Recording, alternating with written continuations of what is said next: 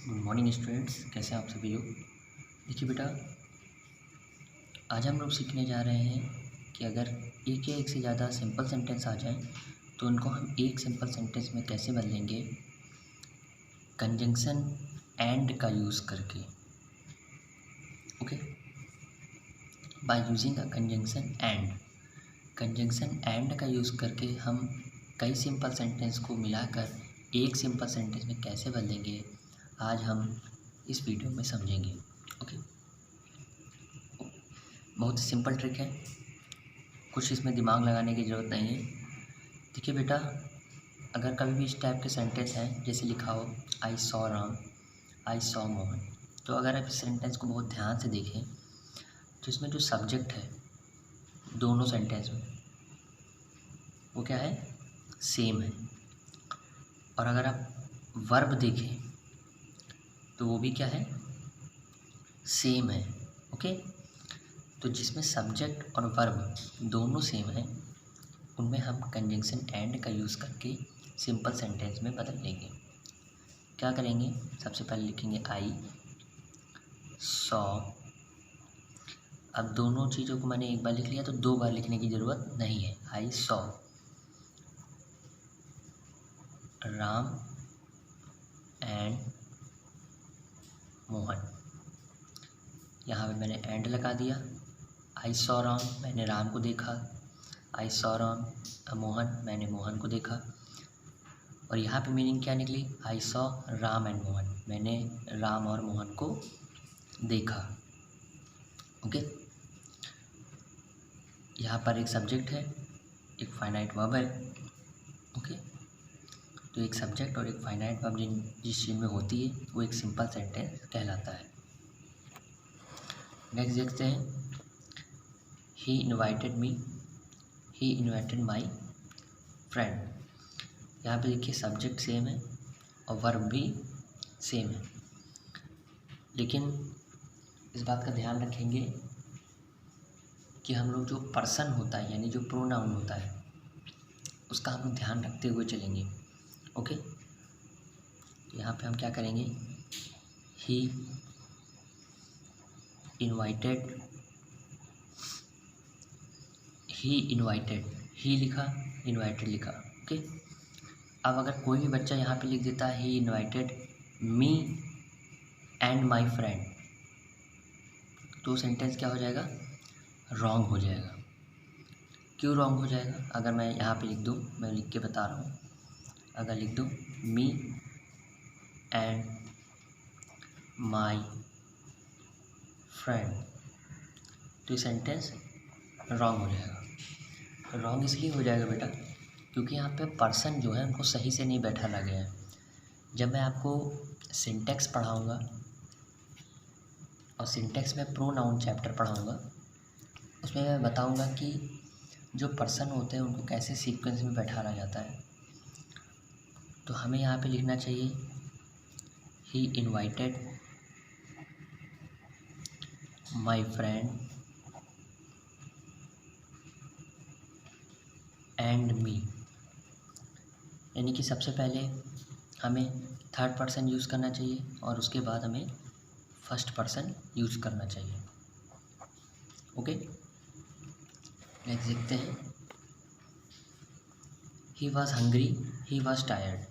यहाँ सब्जेक्ट ही आया है और वॉज भी सेम है, तो हम क्या करेंगे, ही वॉज एक बार लिख लेंगे, हंग्री एंड टायर्ड। हो सकता है जो सेकंड वाली बात आई है वो आपको ना समझ में आई हो, तो वो समझ में आएगी आपको जब मैं प्रोनाउन आपको पढ़ाऊँगा। इसमें एक्चुअली ऐसा ही होता है कि थर्ड पर्सन पहले यूज़ किया जाता है और फर्स्ट पर्सन बाद में यूज़ किया जाता है। ओके, जब कभी भी दो बार एक एक ही चीज़ लिखी होती है तो उसको हम एक बार लिख लेते हैं, जैसे ही लिख लिया, वॉज लिख लिया, हंग्री एंड टायर्ड लिख लिया। अब जरा इस सेंटेंस को देखते हैं। यहाँ देखिए लिखा है I ate food, I watch TV. यहाँ पर अगर आप ध्यान से देखें तो यहाँ लिखा है आई, यहाँ लिखा है आई, यानी दोनों सब्जेक्ट सेम है, बट यहाँ पर जो एट आया है और यहाँ आया है वॉच्ड, तो तो देखिए बेटा, ये एंड से हम जोड़ तो देंगे, लेकिन ये एक सिंपल सेंटेंस नहीं कहलाएगा, ये आपका एक कंपाउंड सेंटेंस कहलाएगा। अब देखिए यहाँ पे थोड़ा डिफरेंस समझ लेंगे कंपाउंड सेंटेंस में और सिंपल सेंटेंस में। ओके, जैसे मैं लिखूँगा आई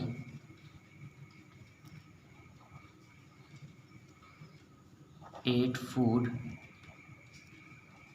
एंड वॉच्ड टीवी। तो ये बेटा एक कंपाउंड सेंटेंस है। कैसा सेंटेंस है? Compound sentence.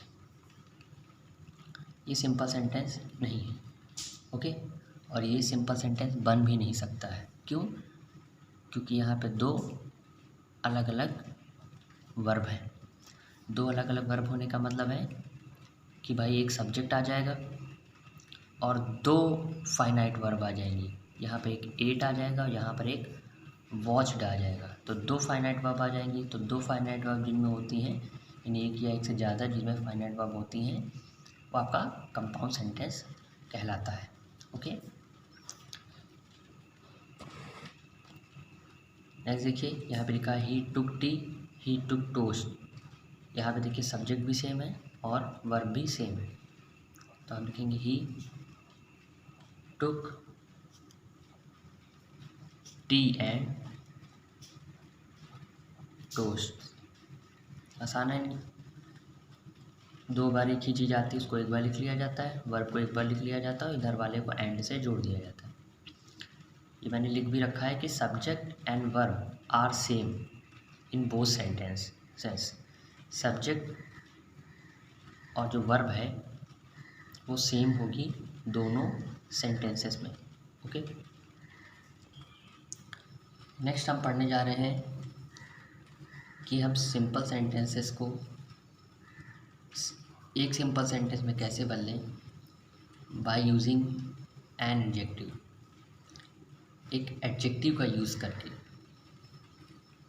देखिए बेटा, एडजेक्टिव क्या होता है ये मैं आपको डिटेल में बताऊंगा तब जब मैं सिंटेक्स पढ़ाऊंगा, लेकिन अभी थोड़ा सा एक रफली समझ लेते हैं। एडजेक्टिव वो होता है जो नाउन को डिस्क्राइब करता है, नाउन के बारे में, नाउन का विशेषण होता है, एक टाइप की विशेषता बताता है। ओके, तो हमको ध्यान रखना है कि नाउन कहाँ पर आना चाहिए, सॉरी एडजेक्टिव कहाँ पर आना चाहिए, नाउन से पहले। ओके, आप सेंटेंस देखिए, लिखा है I met a man, he was very poor. I met a man, मैं एक आदमी से मिला। ही वॉज वेरी पुअर, वह बहुत गरीब था।